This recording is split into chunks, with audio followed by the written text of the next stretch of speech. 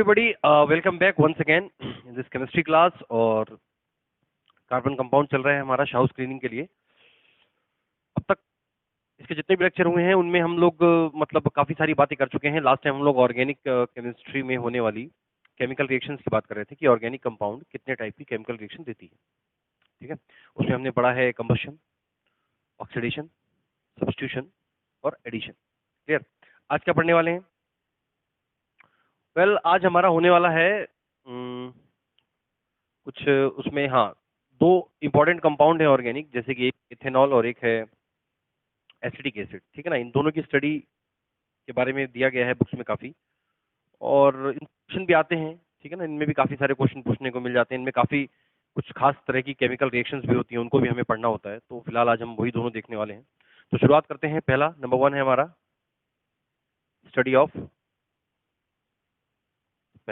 Study of ethanol. ठीक है ना, एथेनॉल केमिकल फॉर्मूला क्या होता है एथेनॉल का? C2H5OH। नंबर 1 केमिकल फॉर्मूला है C2H5OH। दूसरा है इसका कॉमन नेम क्या है? इथेनॉल का कॉमन नेम हो जाएगा इथाइल अल्कोहल। ये पता होना चाहिए हमें, इथाइल अल्कोहल ये इसका कॉमन नेम है, और एथेनॉल इसका आईपीएसी नेम है। तीसरा है इसका बॉइलिंग पॉइंट कितना होता है? 78 डिग्री सेल्सियस। ठीक है ना, 78 डिग्री सेल्सियस। और वाटर का कितना होता है? 100, यानी कि 22 का फर्क है। तो मुझे बताओ, अगर अल्कोहल और वाटर मिक्स हैं, ठीक है ना, जैसे मान लो अल्कोहल और वाटर मिक्स हैं, तो उन दोनों को अलग कैसे किया जा सकता है? एक मिक्सचर जो तैयार होगा इसको अलग कैसे किया जा सकता है? दोनों मिसेबल लिक्विड हैं, तो उसको अलग करने का तरीका ये है कि हम फ्रैक्शनल डिस्टिलेशन से दोनों को अलग कर सकते हैं। ठीक है ना, मैं यहाँ पर लिख दे रहा हूँ, फ्रैक्शनल डिस्टिलेशन से ही अल्कोहल यानी कि एथेनॉल और वाटर को अलग किया जा सकता है, बिकॉज दोनों के बीच का डिफरेंस, दोनों मिसेबल है पहली बात तो, और दोनों के बीच का डिफरेंस 22 डिग्री है सेल्सियस है, तो इसलिए दोनों में पॉसिबिलिटी है। अगर बात करें इसके मॉलिक्यूलर मास की, मॉलिक्यूलर मास कितना हो जाएगा? कार्बन का कितना होता है? 12 इंटू 2 प्लस हाइड्रोजन है 6, 1 इंटू 6 प्लस ऑक्सीजन है 1, यानी कि 16। तो टोटल इसका आएगा 24, 6, 28, 6, 24, 6, 30, 46, 46 यूनिट। ये हो गया इसका मॉलिक्यूलर मास। और अगर हम इसका बोलें मोलर मास, यानी कि एक मोल का मास, तो आपको पता है कि मॉलिक्यूलर मास और मोलर मास सेम होता है, बस यूनिट का फर्क है। मॉलिक्यूलर मास में यूनिट लिखते हो या एमयू लिखते हो आप, और मोलर मास में आप लिखोगे 46 ग्राम। क्लियर? ठीक है। फंक्शनल ग्रुप कौन सा है इसके अंदर? फंक्शनल ग्रुप की अगर बात किया जाए तो साफ साफ दिख रहा है कि इसके अंदर अल्कोहल फंक्शनल ग्रुप है, जो इस तरह से लिखा जाता है। ओके, और क्या क्या बातें हैं इसमें? ठीक है, तो पहले तो एक तो ये नॉर्मल सी प्रॉपर्टीज हो गई जिसका हमें थोड़ा ध्यान रखना है। फॉर्मूला पता होना चाहिए, कॉमन नेम पता होना चाहिए, बॉइलिंग पॉइंट पता होना चाहिए, मॉलिक्यूलर मास निकालना आना चाहिए। ये तो याद करने की जरूरत नहीं है, मॉलिक्यूलर मास तो निकाला जा सकता है। ठीक है ना, और फंक्शनल ग्रुप कौन सा ये पता होना चाहिए। बताते हैं इसको, बात करते हैं इसकी कुछ फिजिकल प्रॉपर्टीज के बारे में। वैसे ये जो यहाँ पर पॉइंट्स लिखे हुए थे ये भी सारे फिजिकल प्रॉपर्टी ही है इसकी। ठीक है ना, बॉइलिंग पॉइंट और ये सब चीजें फिजिकल पॉइंट ही है। नंबर 1 फिजिकल पॉइंट में पहली बात, ये कलरलेस है। ये कलरलेस लिक्विड है, रूम टेम्परेचर पे लिक्विड के फॉर्म में है और कलरलेस भी है, और बॉइलिंग पॉइंट भी इसका बहुत ज्यादा नहीं होता, 78 यानी कि कम ही होता है। इसीलिए अल्कोहल या अल्कोहल से बनी हुई कोई भी चीज जब हम अपने हाथों पे लगाते हैं तो हमें ठंडा ठंडा महसूस होता है। कभी महसूस किया है? यही रीजन है इसका। भाई सैनिटाइजर जो आपने यूज किया है, सैनिटाइजर में अल्कोहल पड़ा होता है, ये इथेनॉल होता है सैनिटाइजर में, होता है कि नहीं होता है? तो सैनिटाइजर देखें कितना कितना कूलिंग का एहसास देते हैं, रीजन यही है उसका। दूसरी बात, कलरलेस होता है और वाटर सॉल्युबल होता है। क्लियर? वाटर सॉल्युबल होता है। एक बात समझो, organic compound generally water soluble नहीं होते। ऑर्गेनिक कंपाउंड का मतलब ये जो ऑयल वगैरह हैं ये सारे ऑर्गेनिक कंपाउंड ही कंटेन करते हैं, जितने भी ऑयल हैं, पेट्रोल, डीजल और केरोसिन। ठीक है, तो ये सब ऑयली नेचर के होते हैं। और भी जो हमारे वेजिटेबल ऑयल हैं उनके अंदर भी मतलब हाइड्रोकार्बन्स होते हैं, ऑर्गेनिक कंपाउंड प्रेजेंट होते हैं उनके अंदर। तो आपने देखा होगा कि ऑयल वाटर सॉल्युबल नहीं होता, नहीं होता ना, लेकिन अल्कोहल है, और अगले हम पढ़ेंगे एसिटिक एसिड, वो भी है। तो रीजन क्या है? ऑर्गेनिक कंपाउंड वाटर सॉल्युबल है, तो उसका कारण क्या है? Hydrogen bonding. ये एक अलग चीज है जो आपको पढ़नी है 11th में, हाइड्रोजन बॉन्डिंग। तो अल्कोहल अगर वाटर सॉल्युबल है तो क्यों है? हाइड्रोजन बॉन्डिंग की वजह से। अब हाइड्रोजन बॉन्डिंग क्या है ये 11th में पढ़ना, लेकिन फिलहाल ये टर्म याद रखो, हाइड्रोजन बॉन्डिंग की वजह से ये वाटर सॉल्युबल भी है। ठीक है। तीसरा, क्या ये लिटमस पेपर का कलर चेंज कर सकता है? भाई लिटमस पेपर का कलर तभी चेंज कर सकता है अगर ये एसिडिक या बेसिक नेचर का हो, ठीक है। तो ये एसिडिक भी नहीं है, बेसिक भी नहीं है, ये है न्यूट्रल। न्यूट्रल बोले तो no change on litmus paper. Litmus paper ना तो ब्लू को रेड करेगा ना रेड को ब्लू करेगा, दोनों में से कुछ भी नहीं करने वाला, बिकॉज ये न्यूट्रल है, कोई भी कलर चेंज करने वाला नहीं है। क्लियर? इसके अलावा फिजिकल प्रॉपर्टी में ठीक है यही सब बातें होती हैं, बाकी ये है कि कंजम्पशन इसका नर्वस सिस्टम को स्लो कर देता है और नशा चढ़ जाता है, ये वही वाला अल्कोहल है। अल्कोहल तो वैसे बहुत सारे हो सकते हैं, ठीक है ना। और हाँ, अल्कोहल की कौन सा होमोलॉगस है, ये है second homologous. Second homologous of alcohol, alcohol का ये सेकंड होमोलॉगस है। फर्स्ट कौन है? फर्स्ट होगा मिथाइल अल्कोहल, सेकंड है हमारा इथाइल अल्कोहल यानी कि एथेनॉल। क्लियर? तो बस यही मेन मेन बातें हैं, बाकी सैनिटाइजर बनाने के काम आता है, दवाइयां बनाने के काम आता है, कफ सिरप वगैरह के अंदर भी ये होता है, क्योंकि ये एक अच्छा सॉल्वेंट है, तो काफी सारी मेडिसिन वगैरह में भी इसको यूज करते हैं। तो बस यही मेन मेन बातें हैं इसके बारे में। अब सीधा केमिकल प्रॉपर्टी की बात करते हैं।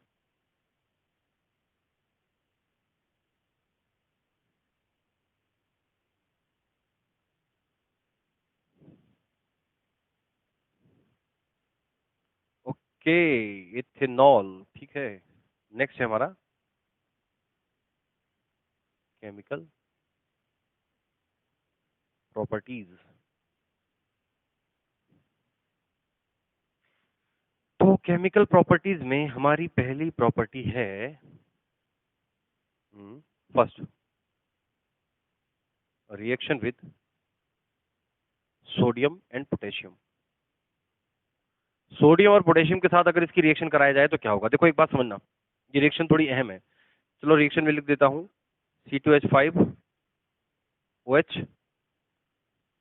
Plus sodium, C2H5OH plus potassium. इस रिएक्शन में होता क्या है कि यहां पर अल्कोहल में से हाइड्रोजन गैस निकलती है। हाइड्रोजन में से अल्कोहल में से हाइड्रोजन गैस निकलेगी। कैसे क्या होने वाला है? निकलेगा H2, इस रिएक्शन में भी निकलेगा H2। क्लियर? और बचा हुआ क्या बचेगा? C2H5O Na, यहां बचेगा C2H5O। ठीक, नाम क्या होगा इसका? नाम हो जाएगा सोडियम एथॉक्साइड। सोडियम एथॉक्साइड, इसका नाम हो जाएगा पोटेशियम एथॉक्साइड। इसके अंदर कौन सा फंक्शनल ग्रुप है? ईथर। कौन सा फंक्शनल ग्रुप है? ईथर। इस रिएक्शन में खास बात यह है कि ये रिएक्शन, अब जैसे होता क्या है, तुम लोगों ने पढ़ा होगा कि मेटल की रिएक्शन, भाई ये मेटल है, मेटल की रिएक्शन जब एसिड से होती है तो उस रिएक्शन में अल्कोहल हाइड्रोजन गैस रिलीज होती है। मेटल की रिएक्शन एसिड से होगी तो हाइड्रोजन गैस रिलीज होगी। तो यही चीज यहां पर भी हो रही है कि अल्कोहल से रिएक्शन में भी हाइड्रोजन गैस रिलीज हो रही है ना। तो क्वेश्चन आता है कि when alcohol react with sodium और पोटेशियम, हाइड्रोजन गैस रिलीज, तो ये अल्कोहल के किस नेचर के बारे में बताता है? तो ये अल्कोहल के एसिडिक नेचर के बारे में बताता है। ऐसा लगता है कि अल्कोहल एसिडिक है, लेकिन अभी हम ऊपर पढ़ चुके हैं कि अल्कोहल एसिडिक नहीं है, अल्कोहल न्यूट्रल है। तो इस रिएक्शन से ऐसा प्रतीत होता है, क्योंकि एसिड में जब मेटल फेंकोगे तो वो हाइड्रोजन रिलीज करता है, लेकिन अल्कोहल में भी ऐसा होता तो हाइड्रोजन तो रिलीज हो रहा है, लेकिन इसका ये मतलब नहीं है कि एसिडिक है। ऐसा लगता है कि ये एसिडिक है, लेकिन अल्कोहल एसिडिक नहीं है, न्यूट्रल है। ठीक है ना? Clear?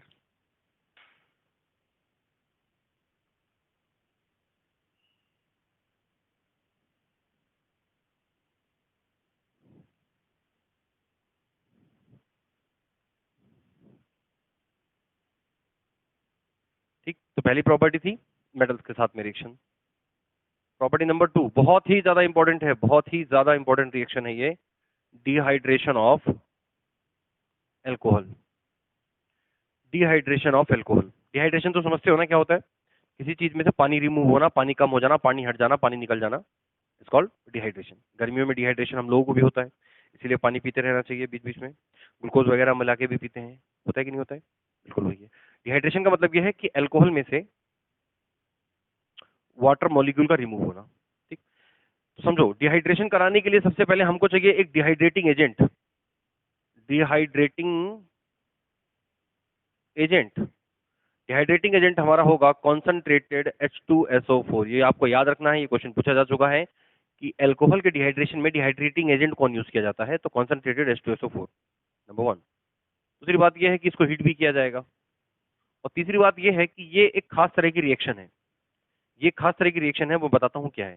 तो डिहाइड्रेशन करा के देख लो, ये रहा C2H5OH, इसको हीट किया और कॉन्सेंट्रेटेड H2SO4 भी इसके अंदर मिलाया जो एक डिहाइड्रेटिंग एजेंट के तौर पे काम करेगा। ऐसे तरह मान सकते हो एक तरह से कैटलिस्ट है एक तरह का, ठीक है ना, जो रिएक्शन में डायरेक्ट पार्टिसिपेट तो नहीं कर रहा लेकिन रिएक्शन की रेट ऑफ रिएक्शन को और प्रोडक्ट में थोड़ा बहुत चेंजेस ला रहा है। तो कॉन्सेंट्रेटेड H2SO4 मिलाया, इसको किया। अब समझो यहाँ पर, अब इसी के अंदर से वाटर रिमूव होगा, होगा कि नहीं होगा भाई? OH है, वाटर का फॉर्मूला H2, यानी एक हाइड्रोजन और तो एक हाइड्रोजन यहाँ से निकलेगा, तो ये दोनों को मिलके यहाँ से मिला के बनेगा H2O। क्लियर? H2O बचा क्या? C2 और यहाँ बचा H4, तो बचेगा C2H4। ठीक। अब एक बात समझना ध्यान से, C2H4 क्या होता है? C2H4 क्या होता है? Carbon double bond carbon, 2 hydrogen इधर और 2 हाइड्रोजन इधर। ये अल्कीन है कि नहीं है? अल्कीन है कि नहीं है? और ये सैचुरेटेड है कि नहीं है? सैचुरेटेड है। और ये अनसैचुरेटेड है कि नहीं है? तो ऐसी रिएक्शन जिसमें एक सैचुरेटेड हाइड्रोकार्बन जो कि सैचुरेटेड था, सैचुरेटेड कंपाउंड, भाई सैचुरेटेड क्यों बोल रहा हूं? क्योंकि कार्बन कार्बन के बीच सिंगल बॉन्ड है इस कंपाउंड में ना। तो जहां पर सैचुरेटेड अनसैचुरेटेड में बदल जाए, ऐसी रिएक्शन जहां पर सैचुरेटेड अनसैचुरेटेड बदल जाए, ऐसी रिएक्शन को बोलते हैं एलिमिनेशन रिएक्शन। ये आपके बुक में मेंशन नहीं है लेकिन याद रखना है, लास्ट ईयर शाहू में से क्वेश्चन पूछा है। एलिमिनेशन रिएक्शन, ठीक है ना। आप लोगों में सब्स्टिट्यूशन है, एडिशन है, लेकिन एलिमिनेशन नहीं है। तो मैं तुम्हें समझा रहा हूं कि एल्कोहल वाले पार्ट में जो डिहाइड्रेशन ऑफ एल्कोहल दिया है, ये एक तरह की एलिमिनेशन रिएक्शन होती है। क्लियर? जहां पे कुछ एलिमिनेट होता है, कंपाउंड में से कुछ निकलता है, ना कि ऐड हो। इसको एक तरह से हम डिकम्पोजिशन रिएक्शन मान सकते हैं। ये एक तरह की डिकम्पोजिशन रिएक्शन है, लेकिन डिकम्पोजिशन मत बोलना, क्योंकि डिकम्पोजिशन रिएक्शन ऑर्गेनिक कंपाउंड की बात नहीं होती। इनऑर्गेनिक, अगर यही रिएक्शन इनऑर्गेनिक कंपाउंड में होती तो हम इसको डिकम्पोजिशन बोल देते हैं, लेकिन अब क्योंकि ऑर्गेनिक में हो रही है तो इसलिए इसका एक फैंसी नाम है एलिमिनेशन रिएक्शन। बहुत इंपॉर्टेंट है, इसको याद रखना है, ठीक है ना। डिहाइड्रेशन ऑफ एल्कोहल में डिहाइड्रेटिंग एजेंट कॉन्सेंट्रेटेड H2SO4 बनता क्या है? अल्कीन, एथीन, एथेनॉल से एथीन बन जाएगा। इसी तरह से रिएक्शन होती है। तो वाटर मॉलिक्यूल यहाँ से रिमूव हुआ और C2H4 बचा जो कि है अनसैचुरेटेड। ठीक है, तो ये एक बहुत इंपॉर्टेंट रिएक्शन है अल्कोहल की, इसको ध्यान में रखना है।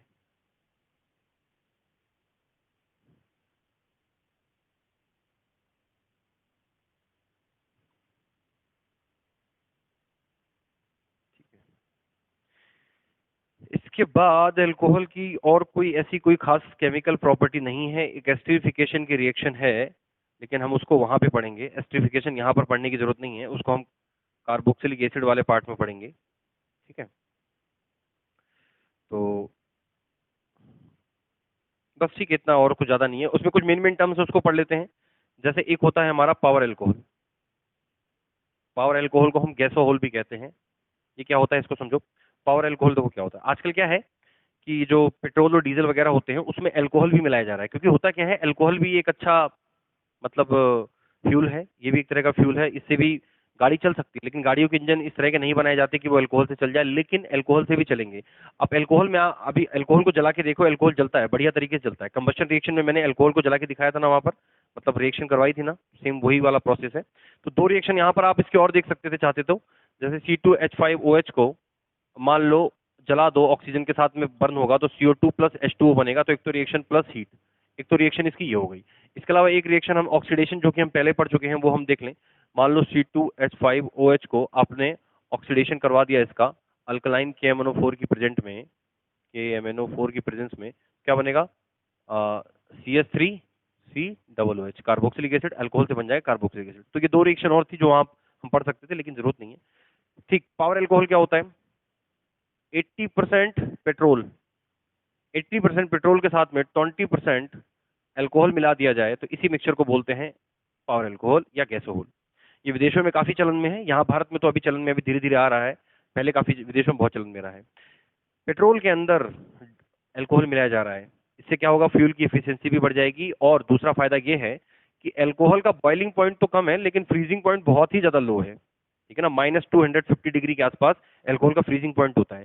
तो ऐसी कंट्री जहां पर क्या बोलते हैं, ठंड बहुत ज्यादा पड़ती है, और ठंड की वजह से मान लो जो ट्रक और जो गाड़ियां होती हैं उनका अंदर पेट्रोल डीजल हो सकता है जम जाए, है ना, फ्रीज हो जाए, तो उससे बचाने के लिए भी अल्कोहल उसके अंदर मिलाया जाता है। इसी को बोलते हैं पावर अल्कोहल, इसी को बोलते हैं गैसोहोल। अगला टर्म है absolute alcohol. Absolute alcohol, absolute alcohol बहुत सिंपल सा है, 100% C2H5OH, बिल्कुल प्योर C2H5OH को ही बोलते हैं एब्सोल्यूट अल्कोहल। ऐसा क्यों? देखो होता क्या है, एथेनॉल हमको जहां भी मिल रहा है वो प्योर फॉर्म में नहीं मिलता, कभी कुछ ना कुछ मिलावट उसमें होगी। सैनिटाइजर में भी 70 to 80% अल्कोहल ही होता है, या कहीं कहीं पे 90% होता है, प्योर अल्कोहल नहीं होता सैनिटाइजर में भी। और ये जो वाइन शॉप में ये जो होता है, जो लोग पीते हैं, वो वाला जो अल्कोहल है, उसमें भी 45 to 50% अल्कोहल ही होता है, पूरा प्योर वो भी नहीं होता। अल्कोहल प्योर कहीं नहीं मिलता। तो प्योर अल्कोहल क्या होता है कि जनरली जो फार्मास्यूटिकल कंपनी होती हैं, जो मेडिकल मतलब जो भी मेडिसिन वगैरह जहाँ पे बनती हैं, वहीं पर एब्सोल्यूट अल्कोहल को यूज किया जाता है, या फिर हो सकता है कि पावर अल्कोहल बनाने के लिए जो मिलाना है तो वो भी तो इन्हीं जगहों पर यूज किया जाएगा। अदरवाइज अल्कोहल का कोई इतना ज्यादा ऐसा प्योर अल्कोहल का कोई यूज नहीं है। अल्कोहल हम हमेशा थोड़ा मिक्सचर फॉर्म में यूज करते हैं। तो सबसे इंपॉर्टेंट लास्ट में एक टर्म है denatured, denature of alcohol. Alcohol का डीनेचर, डीनेचर मतलब समझते हो ना, किसी चीज को एडल्ट्रेशन कर देना, किसी चीज को खराब कर देना, ठीक है ना, किसी चीज में मिलावट कर देना। क्या मतलब हुआ इस बात का, आइए थोड़ा समझते हैं। डीनेचर्ड ऑफ अल्कोहल क्या होता है कि देखो, अल्कोहल जो मार्केट में बन के आता है, जो इसका प्रोडक्शन है वो बहुत सस्ता है। मान के चलो 100 रुपए से भी कम लीटर में ये 1 लीटर बन जाता है, 100 रुपए भी इसकी कॉस्ट नहीं होती होगी इथेनॉल की, ठीक है। लेकिन जब बिकता है, जैसे वाइन शॉप वगैरह में जो बिकता है वो बहुत महंगा बिकता है। तो इतना महंगा क्यों बिकता है? रीजन क्या है? देखो, यूजेस तो बहुत सारे हैं। अल्कोहल बना लिया, मान लो किसी फैक्ट्री ने, किसी कंपनी ने अल्कोहल बनाया। अब अल्कोहल का बहुत यूज है। अल्कोहल मेडिसिन वाले भी यूज करेंगे, फ्यूल के तौर पे भी अल्कोहल को यूज किया जा सकता है, पावर अल्कोहल जो मैंने अभी बताया। और मेडिसिन में तो काफी ज्यादा यूज है। प्लस इसका जो बिवरेजेस होते हैं, जितनी भी ड्रिंकिंग, जो पीने वाली जो जितनी भी जो ब्रांड वगैरह होते हैं, उनको इसकी जरूरत पड़ती है। तो अब सबसे महंगा अल्कोहल मिलता है वाइन शॉप वगैरह पे, ठीक ना। जो पीने पाने वाले होते हैं, सबसे ज्यादा पैसा अल्कोहल के लिए वही पे करते हैं। बाकी सैनिटाइजर में भी देखो, 5 लीटर का सैनिटाइजर मिलता था 200-250 रुपए का मिलता था, सोचो। और अगर वाइन शॉप पे देखोगे तो फिर वो इसके मुकाबले काफी कॉस्टली होता है, बहुत ज्यादा महंगा होता है। तो रीजन यही है कि जरूरत के हिसाब से ही हम उसका पैसा तय करेंगे, है कि नहीं है। अब दवाइयों में, जब दवाइयों के लिए जो अल्कोहल की जरूरत है वो एक सही जरूरत है, और सैनिटाइजर वगैरह या किसी भी मेडिकल पर्पज से अगर अल्कोहल को यूज किया जा रहा है, वो एक सही जरूरत है। वहां पर गवर्नमेंट इस बात का ध्यान रखती है कि बहुत ज्यादा पैसा पे ना करना पड़े पब्लिक को। लेकिन अब जिसको पीनी है, पीना पाने वाले लोग हैं, तो भैया पहली बात तो पीना अच्छी बात है नहीं, उसके बावजूद तुम पी रहे हो तो ज्यादा पैसा देना पड़ेगा। स्टेट गवर्नमेंट को बहुत अच्छा पैसा मिलता है इन सब चीजों से, अच्छा टैक्स मिलता है, तो वो कैसे छोड़ देंगे। तो बस यही कहानी है कि उसमें उनको बहुत ज्यादा पे करना पड़ता है। तो डीनेचर ऑफ अल्कोहल का मतलब हो गया कि ये जो कंपनियां बना के बेचती हैं, तो मेडिकल वगैरह में जो अल्कोहल आता है वो सस्ता होता है, लेकिन अब कहीं लोग वही खरीद के ना पीना शुरू कर दें, वाइन शॉप जाए ना, तो इसीलिए उस अल्कोहल को खराब किया जाता है। उसके अंदर क्या किया जाता है, डीनेचर ऑफ अल्कोहल में, जैसे हमारा अल्कोहल मतलब C2H5OH, ये है हमारा अल्कोहल, ठीक। यही दवाइयों के काम आता है, यही पीने वाला है, यही यही सब कुछ है मेन। इसके अंदर कुछ चीजें मिला दी जाती हैं, जैसे क्या क्या, इसके अंदर मिला दिया जाता है मेथेनॉल, एथेनॉल के अंदर मिला दिया जाता है मेथेनॉल। अब एक बात समझना, एथेनॉल तो मतलब एक जो क्या बोलते हैं अल्कोहलिक ड्रिंक्स होती हैं, उसका ये मेन कंपोनेंट है, उसके अंदर ये होता है। लेकिन ऐसा मत समझना कि ये भी अल्कोहल है, ये भी अल्कोहल है तो ये भी पिया जा सकता है, ये इस काम नहीं आता बिल्कुल भी, समझे। इसको स्पिरिट भी कहते हैं। ये बहुत डेंजर होता है, अगर ये पी लिया किसी ने, तो अगर किस्मत अच्छी रही तो वो अंधा हो जाएगा, मरेगा नहीं। और अगर किस्मत खराब रही तो बचने का कोई चांस नहीं। मेथेनॉल बहुत डेंजर है, ठीक है। इसके अलावा मिलाते हैं इसके अंदर और भी क्या क्या चीजें मिलाते हैं, वैसे मेनली तो यही होता है हमारा। इसके अलावा जो आपको अगर मान लो क्वेश्चन आता है, तो मेथेनॉल तो उसमें जरूर मिलेगा। इसके अलावा उसके अंदर एक ब्लू कलर डाई मिलाते हैं, ब्लू कलर डाई। आपने देखा होगा जो सैनिटाइजर होते थे वो ब्लू कलर के होते थे, इसीलिए क्योंकि उसमें ब्लू कलर डाई मिलाया जाए। और ब्लू कलर डाई में जनरली कॉपर सल्फेट मिला देते हैं। और इसके अंदर होता है पिरिडीन, एक कंपाउंड होता है पिरिडीन, ये भी याद रखना, पिरिडीन। तो यही सब चीजें मिला के अल्कोहल को डीनेचर किया जाता है, खराब किया जाता है, ताकि ऐसा ना हो कि लोग वाइन शॉप के बजाय मेडिकल से ही खरीद के उसको पीना शुरू कर दें, है ना। क्योंकि मेडिकल पे बहुत सस्ता होगा, लेकिन वो मेडिसिनल पर्पज से यूज करने के लिए बनाया गया है। लोग उसी को लेके फिर मदहोश हो रहे हैं, तो फिर ऐसा नहीं चल सकता ना, ये तो गलत है। Okay,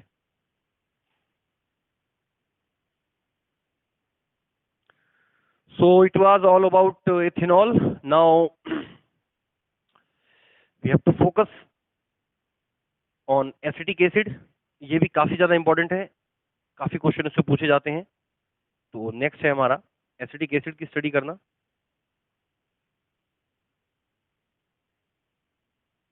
acetic acid, acetic acid इसका कॉमन नेम है। Okay, acetic acid is the common name, number one. Number two, इसका आईयूपीएसी नेम क्या है भैया? आईयूपीएसी नेम क्या है इसका? आईयूपीएसी नेम होता है एथेनोइक एसिड, एथेनोइक एसिड। और इसका फॉर्मूला, फॉर्मूला होता है CH3COOH।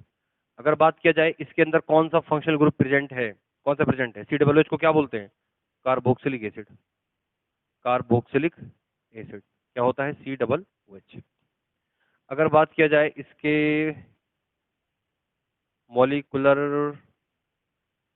मास की, तो इसका मॉलिक्यूलर मास क्या हो जाएगा, कार्बन, 2 कार्बन है इसके अंदर यानी कि 24, हाइड्रोजन है इसके अंदर 3 और 1 4 है यानी कि 4, ऑक्सीजन है 2 यानी कि 32। कितना आ जाएगा, 24 4 28, 2 30 30 60, 60 AMU या यूनिट बोलो इसको। और अगर हम इसका बात करें मोलर मास की, तो मोलर मास में मैंने बताया सब कुछ सेम रहता है, बस वो ग्राम हो जाता है, 60 ग्राम। क्लियर। फिजिकल प्रॉपर्टी की अगर बात किया जाए, फिजिकल प्रॉपर्टी की अगर बात किया जाए, तो फिजिकल प्रॉपर्टी में मेन पॉइंट क्या है हमारा,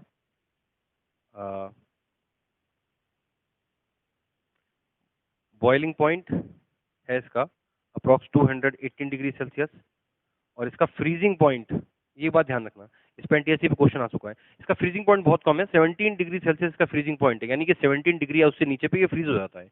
इसीलिए जो बहुत सारी ठंडी जगह होती हैं, जो ठंडे देश होते हैं, या फिर भारत में ही मान लो कुछ ऐसी ठंडी जगह है, तो वहां पर अगर एसिटिक एसिड रखा है और टेम्परेचर अगर मान लो 17 से नीचे है, जो कि होता है, ये ठंड के दिनों में टेम्परेचर अराउंड 10 12 13 इसी के आसपास होता है, तो ये जम जाता है आइस, तो इसको मतलब आइस जैसा दिखने लग जाता है, ग्लेशियल जैसा, तो इसको बोलते हैं ग्लेशियल एसिटिक एसिड। क्वेश्चन क्या आया था मैं बताता हूँ, क्वेश्चन कुछ ऐसा था कि विच ऑफ द फॉलोइंग, ऐसा आया था कि which of the following acid in winter season freeze हो जाता है and looks like a glacier, तो आंसर है एसिडिक एसिड।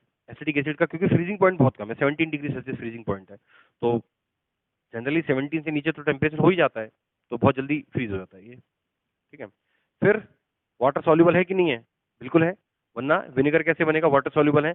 आपको पता है 5 to 8% CH3COOH को जब वाटर के साथ में मिलाया जाता है तो ही हमारा विनेगर तैयार होता है। क्लियर। विनेगर किससे बनता है, विनेगर में कौन सा एसिड है, विनेगर में एसिडिक एसिड ही होता है। 5 से 8% solution of acidic acid in water is called vinegar. ठीक है ना, सिर्फ 5 से 8 ml एसिटिक एसिड मिलाया जाता है 100 ml, टोटल 100 ml सोल्यूशन में, और विनेगर तैयार हो जाता है।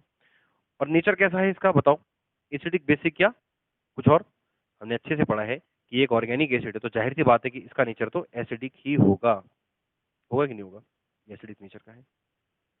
अब अगर एसिडिक नेचर का है तो फिर लिटमस पेपर को चेंज करेगा, बिल्कुल करेगा, क्या करेगा, ब्लू लिटमस को,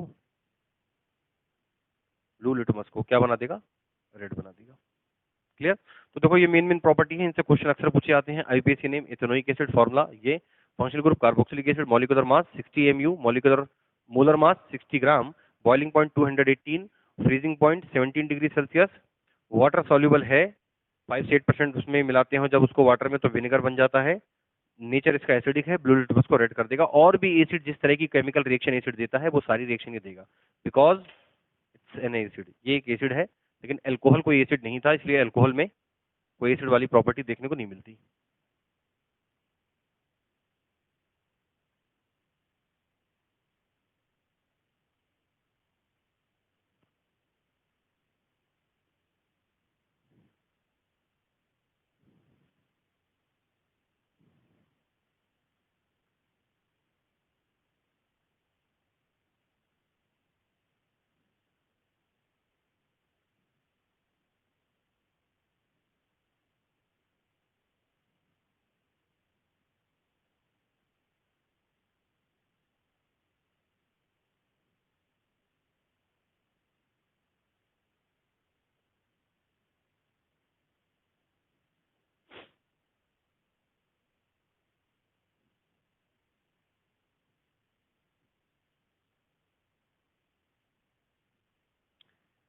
okay, next we have to study the chemical properties of acetic acid. Chemical property की बात करते हैं।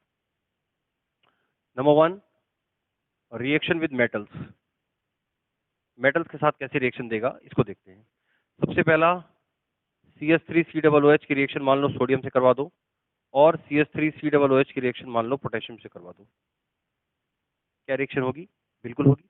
एसिड और मेटल की रिएक्शन तो बहुत अच्छे से होती है, क्या होता है, हाइड्रोजन गैस रिलीज होगी, हाइड्रोजन गैस रिलीज होगी, तो दोनों जगह हाइड्रोजन हाइड्रोजन तो रिलीज हो गई, बचेगा क्या, सोडियम उठ के इधर आ जाएगा, तो बचेगा CH3COONA, और यहाँ बचेगा CH3COO। नाम क्या होगा? Sodium acetate. यहां बचेगा पोटेशियम एसीटेट। अब यहां पर मैं आपको एक चीज बताना चाहूंगा, sodium metal test. Sodium metal test क्या है? सोडियम मेटल टेस्ट देखो, एक बात समझो। मान लो हमारे पास दो बीकर हैं और एक बीकर में हमारा रखा हुआ है, हमें नहीं पता कि कौन से बीकर में क्या है। हमारा मान लो एक बीकर के अंदर रखा हुआ है एसिटिक एसिड जो हम पढ़ रहे हैं, और एक बीकर में रखा हुआ है हमारा इथेनॉल जो हमने अभी थोड़ी देर पहले पढ़ के खत्म किया है। दोनों के दोनों कलरलेस हैं, बीकर में रखे हुए हैं, हमें नहीं पता कि कौन सी चीज क्या है। कैसे पता चलेगा कि ये दोनों अलग हैं? कैसे पता लगेगा कि कौन इथेनॉल है कौन एसिटिक एसिड है? कोई तरीका है इसको जानने का? एक तो हम उसको टेस्ट करें, लेकिन ये कोई समझदारी भरा तरीका नहीं है, टेस्ट नहीं कर सकते। कलर दोनों में नहीं है तो भी नहीं पहचान सकते, तो यानी कि हमको कोई ऐसा टेस्ट करना पड़ेगा, कुछ ऐसा करके देखना पड़ेगा जिससे ये दोनों में अलग अलग नजर आए। अगर दोनों में सेम रिजल्ट आया तब तो वो टेस्ट माना ही नहीं जाएगा, दोनों में रिजल्ट अलग अलग होना चाहिए। तो क्वेश्चन आता है कि क्या सोडियम मेटल टेस्ट या पोटेशियम मेटल टेस्ट से एसिटिक एसिड और एथेनॉल को अलग अलग किया जा सकता है? सवाल ऐसे आता है कि क्या ये दोनों अलग हो सकते हैं? आंसर है नहीं, क्योंकि दोनों में ये देखा गया है कि सोडियम मेटल की रिएक्शन जब इथेनॉल से करवाया, इससे करवाया, दोनों में हाइड्रोजन गैस रिलीज होती है। दोनों में सेम रिजल्ट है कि हाइड्रोजन गैस रिलीज होती है। ये जो कंपाउंड बनते हैं साथ में हाइड्रोजन के अलावा, वो दोनों वाटर सॉल्युबल होते हैं, तो वो तो नजर नहीं आएगा, कोई कलर चेंज होने वाला नहीं है। सिर्फ गैस जो रिलीज होगी हमको उसी से पता लगेगा कि कौन सी चीज क्या है। तो सवाल है कि सोडियम मेटल टेस्ट या पोटेशियम मेटल टेस्ट से क्या दोनों में डिफरेंशिएट किया जा सकता है? आंसर है नहीं, नहीं किया जा सकता। क्लियर? क्योंकि दोनों में रिजल्ट सेम है, इधर भी हाइड्रोजन गैस रिलीज होगी, इधर भी हाइड्रोजन गैस रिलीज होगी। अगर किसी चीज को डिफरेंशिएट करना है तो कोई ऐसा टेस्ट लेना पड़ेगा जो दोनों में से एक में हो, एक में ना हो, या अगर दोनों में हो तो दोनों के रिजल्ट अलग होने चाहिए, लेकिन दोनों में सेम रिजल्ट है, हाइड्रोजन हाइड्रोजन। तो सोडियम मेटल टेस्ट से एसिटिक एसिड और एथेनॉल का डिफरेंशिएशन नहीं किया जा सकता। तो किससे किया जा सकता है, इसको समझते हैं।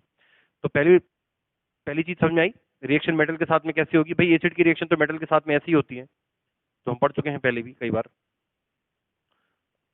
अगला है हमारा रिएक्शन विद मेटल कार्बोनेट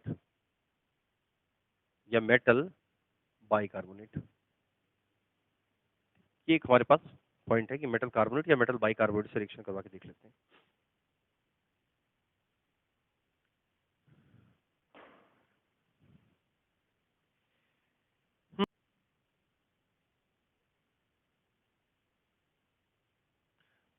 तो देखो, तुम लोगों ने पढ़ा होगा कि जब एसिड की रिएक्शन मेटल कार्बोनेट या मेटल बाइकार्बोनेट के साथ में होती है तो इस रिएक्शन में बनता है कार्बन डाइऑक्साइड गैस।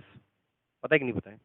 एसिड की रिएक्शन किसी मेटल कार्बोनेट या मेटल बाइकार्बोनेट से करवाओगे तो उस रिएक्शन में कार्बन डाइऑक्साइड गैस बनती है। तो जैसे कि मान लो हमने ले लिया CH3COOH प्लस इसके साथ में ले लिया सोडियम कार्बोनेट, और मान लो हमने फिर से ले लिया CH3COOH, इस बार हमने ले लिया मेटल बाइकार्बोनेट यानी कि सोडियम बाइकार्बोनेट। ठीक।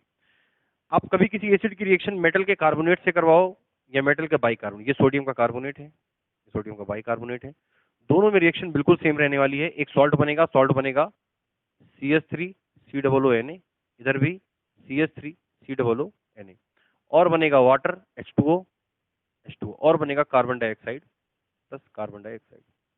तो इस रिएक्शन में खास बात क्या है कि इस रिएक्शन में कार्बन डाइऑक्साइड गैस बनती है। और वैसे भी एसिड बेस में आप लोगों ने पढ़ा ही होगा कि जब एसिड की रिएक्शन, इसकी जगह चाहे HCl ले लो, H2SO4 ले लो, अगर उसकी रिएक्शन भी मेटल के कार्बोनेट या मेटल के बाइकार्बोनेट से करवाई तो भी कार्बन डाइऑक्साइड गैस रिलीज होने वाली है। अब अगला सवाल हमारे पास फिर वही आ गया कि मान लो वही बीकर है हमारे पास, एक में है मान लो CH3COOH, एक में है C2H5OH, एक में अल्कोहल, एक में ये है। तो सोडियम मेटल टेस्ट से तो ये दोनों अलग नहीं हो सकते, फिर किससे होंगे? तो ये होंगे मेटल कार्बोनेट या मेटल बाइकार्बोनेट टेस्ट से। समझे कैसे? क्योंकि अगर आपने मान लो आपने कोई सोडियम कार्बोनेट इन दोनों के अंदर मिलाया, ठीक, तो जिसके अंदर एसिटिक एसिड है उसके अंदर से CO2 गैस रिलीज होगी with brisk effervescence. Brisk effervescence का मतलब क्या है समझते हो? CO2 गैस रिलीज होगी ब्रिस्क एफरवेसेंस के साथ। जैसे समझो, जैसे कोल्ड ड्रिंक को हम ढक्कन को जब खोलते हैं तो आपने देखा होगा बुलबुले उसमें से उठते हैं, फड़फड़ फड़फड़ा के उसके अंदर से वो बबल्स उसमें से निकलते हैं। वही होता है ब्रिस्क एफरवेसेंस। क्या होता है कि उसके अंदर गैस डिसॉल्व होती है, तो जैसे ही उसके अंदर, तभी वो बबल्स वगैरह उसके अंदर बनने लग जाते हैं। तो दोनों में से जिसके अंदर एसिडिक एसिड है उसके अंदर कार्बन डाइऑक्साइड गैस रिलीज होगी, दिखेगा साफ साफ ब्रिस्क एफरवेसेंस के साथ। और जिसके अंदर एथेनॉल है उसके अंदर नो रिएक्शन, बात समझ आई? तो अगर हमारे पास एथेनॉल और एसिटिक एसिड ये दोनों दिए हुए हैं और अगर हमें पता लगाना हो कि कौन से बीकर में कौन सी चीज रखी हुई है, तो इसके लिए सबसे बेहतर है हमारे पास मेटल कार्बोनेट या मेटल बाइकार्बोनेट टेस्ट। अब किसी भी मेटल कार्बोनेट या बाइकार्बोनेट को दोनों में मिला के देखिए, जिसमें एसिटिक एसिड है उसमें रिएक्शन होगी और कार्बन डाइऑक्साइड गैस बनेगा ब्रिस्क एफरवेसेंस के साथ में, बुलबुल फटाक से बुलबुले उठेंगे। और जिसमें अल्कोहल है उसमें कोई रिएक्शन नहीं होगी, उसमें कुछ होगा ही नहीं। तो ये एक तरीका है। तो इसीलिए मैंने कहा कि टेस्ट ऐसा होना चाहिए जो दोनों में अलग अलग रिजल्ट शो करे, और वो यही वो टेस्ट है जहां पर अलग अलग रिजल्ट शो हो रहा है।